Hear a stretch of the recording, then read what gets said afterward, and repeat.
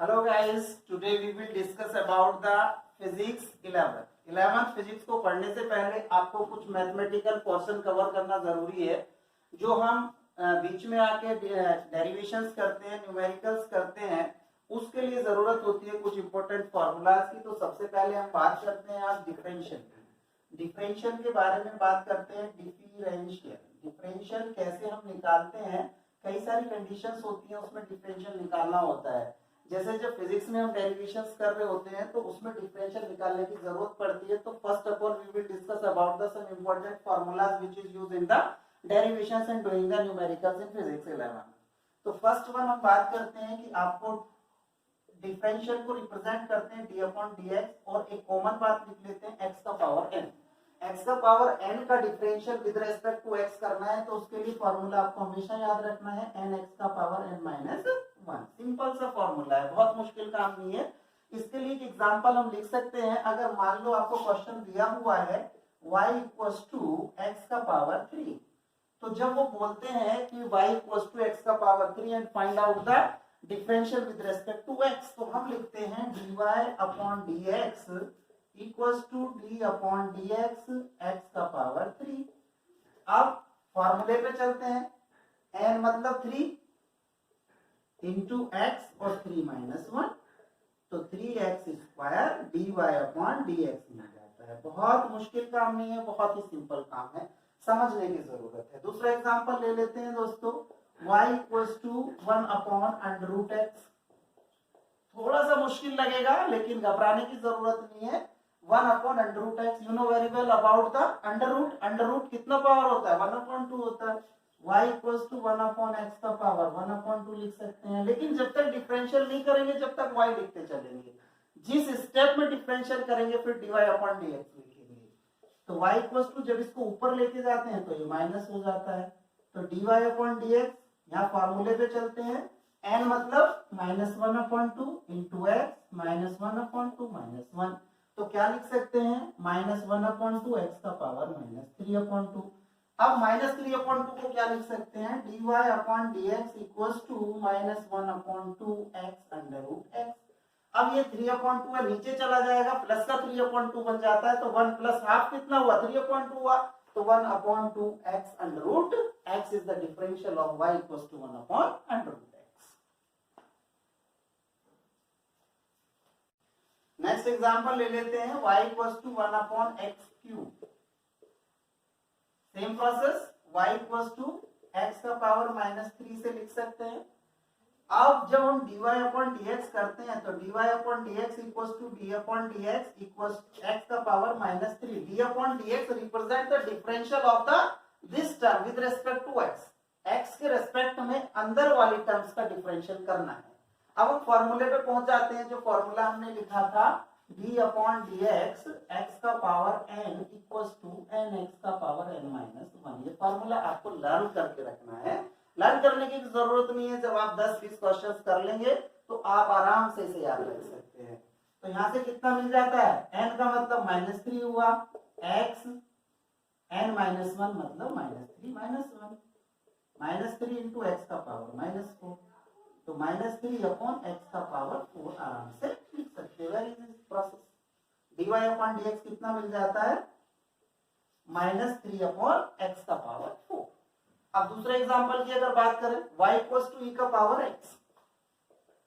एक बात का ध्यान रखना है दोस्तों, कुछ फिक्स्ड फार्मूले हैं, जैसे y इक्वल्स टू e का पावर x। अगर इसका with respect to x differential करना है तो dy अपॉन dx भी e का पावर x ही आता है। अगर y इक्वल्स टू e का पावर 2x मिल जाता है तब क्या करना है? तब dy upon dx equals to ये जो 2x है, e का पावर x का तो e की पावर x ही हुआ, e का पावर 2x। अब 2x का करेंगे तो 2 मिल जाता है। कोशिश करना समझने की, e का पावर x का डिफरेंशियल e का पावर x हो जाता है, लेकिन जब e का पावर 2x है तो 2x को छोड़ देते हैं। इसका मतलब e का पावर x के प्लेस पे हुआ 2x, तो e का पावर 2x, और जब 2x का करते हैं तो मिल जाता है 2। तो y इक्वल्स टू e का पावर 2x का डिफरेंशियल मिलता है 2e का पावर 2x। एक एग्जांपल और ले लेते हैं।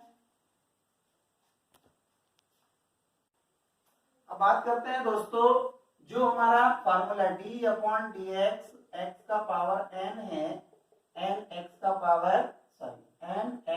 Power n minus 1। एक एग्जांपल ले लेते हैं, y equals to 2x cube minus 3x square plus 4x plus 5। इस इक्वेशन को देख के डरने की आवश्यकता नहीं है, प्लस और माइनस से ये सब जुड़े हुए हैं। तो करना क्या है, सबको सेपरेटली डिफरेंशियल करना है। कैसे करना है, dy अपॉन dx जब यहाँ लिखते हैं, कांस्टेंट को बाहर लिखते हैं, d अपॉन dx वेरिएबल को अंदर लिखते हैं। मतलब x क्यूब का डिफरेंशियल करेंगे, 2 से कुछ लेना देना नहीं है। Minus 3 d upon dx x square plus 4 d upon dx into x plus 5 d upon dx into 1। 5 into 1 इसको लिख लिया, कोई प्रॉब्लम नहीं है, कोई फर्क नहीं पड़ता है। अब यहाँ बात करते हैं 2 फॉर्मूले से, n मतलब 3 इंटू x 3 माइनस 1, 3 इंटू 2 पहले आ गया x 2 माइनस 1 प्लस 4। अब एक बात का ध्यान रखना है कि x का डिफरेंशियल कितना होगा, x का पावर 1 है, 1 पहले आ गया, कोई चेंज नहीं हुआ, 1 माइनस 1 0 हुआ। किसी भी नंबर का पावर अगर 0 होता है तो उसका वैल्यू 1 होता है। तो x का डिफरेंशियल विद रेस्पेक्ट टू हुआ 1, कांस्टेंट का डिफरेंशियल दोस्तों 0 होता है।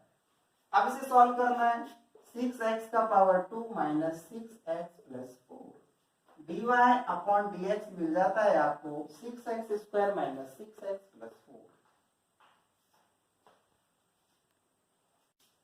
एक एग्जांपल दोस्तों डिफरेंशियल के लिए और ले लेते हैं, y equals to 1 upon x 3x4 minus 4x cube plus 2x square plus 3x plus 4। First of all we will solve this equation. इस इक्वेशन को पहले सॉल्व करेंगे, इसके बाद डिफरेंशियल करेंगे। सॉल्व कैसे करते हैं, सॉल्व करते हैं y इक्वल्स टू x का मतलब हुआ सभी के साथ इसका डिवाइड है, 3x का power 4 upon x minus 4x cube upon x 2x square upon x plus 3x upon x plus 4 upon x। Very simple process.